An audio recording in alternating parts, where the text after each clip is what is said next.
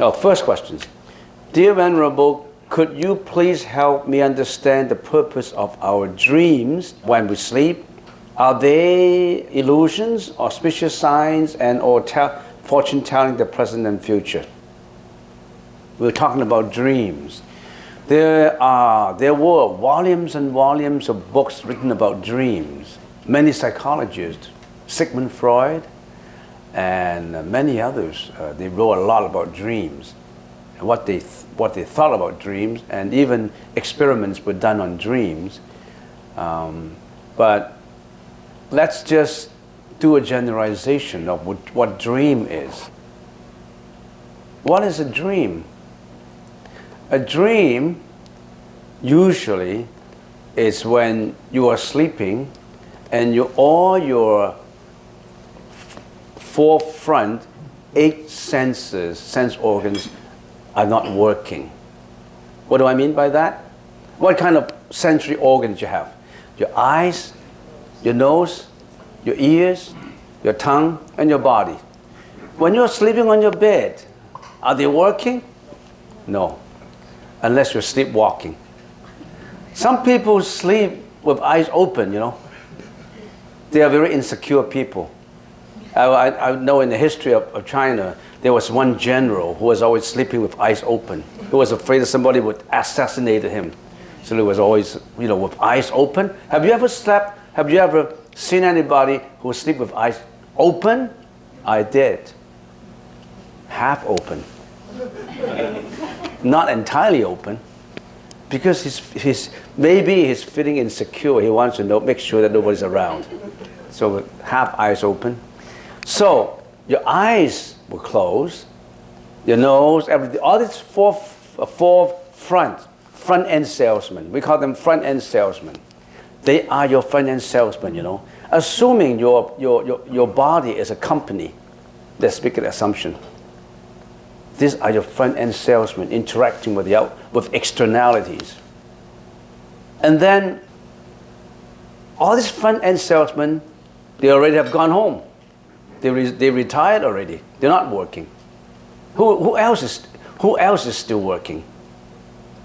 The manager. He's got to close his budget. He's got to make sure that all his staff are working. Here's the guy who's burning the midnight oil, making sure everything is working properly. Otherwise, the directors will fire him. So he has to be responsible 24 hours per day. The manager behind all these salesmen. And what did the manager do? Sometimes the manager looks through old files, check all this budget, check all these files. It's just exactly what you're doing. Sometimes you look back at history and you brought the history back to your mind and dream about it. Oh, 2 years ago I was in Hong Kong, and 1 year ago I was in Taiwan, and just 2 months ago I was in China, in Shanghai, and I met this fellow and I did that and did that. All this historical information rose up in your mind. All these images and reflected in your mind. That's what we call a historical dream. A dream that relates to history, right? Have you ever had that experiences before? Right. And then there are also instances where the manager says, I need to look at some of the budgets. I need to make sure that my future proposals will be fitting in with all the salesman's budget and targets and all that. And I want to see all these things. How about the future? So he starts to think about the future. When you think about the futures, you think a lot of future images. That's the time when you have dreams where you think about what will happen to you. Would you be sick? Would you have a divorce? Would you be fighting with this guy that you hate? The past you dream about. The future you also dream about. You bring the future to your mind and think about it and ponder on it. That's what we call a future dream. You have a past dream, you have a future dream. Have you ever had that experiences before? Yes or no? Yes, right? But then, I think you also have a present dream. That's in falling in between. So dreams, it's multifaceted. It's so strange. Sometimes you could have gone into a dream to Alice in Wonderland, no man's land, then you saw something like abstract things, something like mountains and lakes and rivers and all that. And some psychologists would like to make out all the science in the dream and think about what you've been thinking about.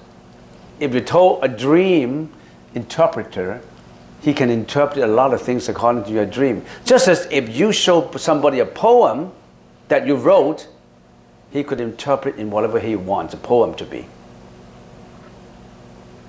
A very famous poet wrote a poem, and if he gave it to 100 people, there will be 100 interpretations. So don't trust only one dream interpreter. He's charging you $60 per dream.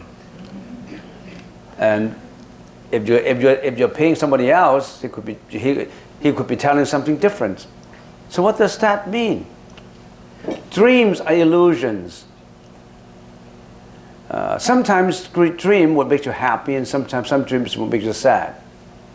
But if you train your mind to be always at peace, you will have less and less dream. The only person who is aloof from, never had dream, will be the Buddha. Is enlightened. He wouldn't attach to the past, so there's no past dream. He wouldn't worry about the future, there's no future dream. He would be living in the present moment of only the peace right now, at the present moment. Here and now. The peace here and now. And that peace is unattached. That peace is looking at the environment, at externalities, as they appear to be, not as you illusion them to be. When you look at a mountain, different people look at a mountain with different ideas about that mountain. They would judge, they would discriminate, they would belittle someone, they would praise someone, they would hate someone, they would be jealous of someone. They always attach a commentary to whatever they see, whatever they hear, whatever they smell, whatever they touch. They always have an internal commentator to comment on everything. Some people walk into the temple and said, hey, this temple, this volunteer is not polite. So that is a reflection of what this temple is all about. How come this is dirty? How come this is not clean? They always have an internal commentary on everything they see, they touch, they feel. They didn't know that there must be reasons for it. There must be reasons why the weeds in the gardens were not removed. Because we're lack of manpower. Because we want to save money. And how comes the food not prepared in a certain way that you like? Because different people have different tastes. So there always a reason. Don't just criticize and say this is bad, this is not bad. All right? So dreams, would they tell you something? Maybe. Maybe they tell you worry. Maybe they tell you concern. But some dreams are more of a predictable nature than others. I still remember when I was building this temple, I was the pioneer in building this temple. And whenever in the near future I will have difficulties in what I'm doing, I always dream about climbing a mountain. Climbing a mountain that is just dry, just rocks and sand. I was climbing laboriously. I always have, very tough for climbing a mountain, without tools, without ropes, without chisels. And then I feel desperate. And then suddenly I remember I have to chant. So I chant, Namo Guan Xin Pusa, Namo Guan Xin Pusa, Namo Avalokitesvara Bodhisattva. And after a few chanting, a touch of grass will came up from a certain place. Then I hold onto the grass and I get up. Hold on another chanting, Namo Avalokitesvara. Another bundle of grass came up, and then I grab it and I climb like that. And then I know after I wake up, there will be difficulties ahead of me, and I will have to overcome it. Every time it's the same. I may have financial problem when I'm building the temple that I have to pay certain contractor on a percentage of completion basis. I have to pay. I have got enough money, so I have to look to donations to pay. I have a lot of difficulties that I will be encountering, and a dream would tell me. Then the dream that I will be chanting the name of a Bodhisattva, and the bundle of grass will come up. I'll grab and I will climb and climb and climb and get up. What does that mean though? That is an educational dream. That dream reminds me that if you have difficulties, say your prayers to Bodhisattvas. They are seeing what you're doing. They're looking from up above at what you're doing. They are ready to help you. Maybe that's what do I say? That's an advice from upstairs. Whenever you're in difficulties, chant my name and I'll come to you. Know my phone number. Get my phone number. Don't forget my phone number. When you're in difficulties, call me up. And that phone number is my name. Chant my name. You understand? So that is a reminder to me. So that's could be the purpose of a dream. Have you had that dream before? If you have a dream that terrifies you, to terrorize you, always remember to chant. Remember to get prepared. In some cases, you may not be able to get help from anybody except the spiritual level, a much higher level up, where you must invoke that higher level to get the help. Namo Guan Shin Pusa is Namo Avalokitesvara Bodhisattva. You chant the mantra of compassion, right? That is the heart mantra of Avalokitesvara Bodhisattva.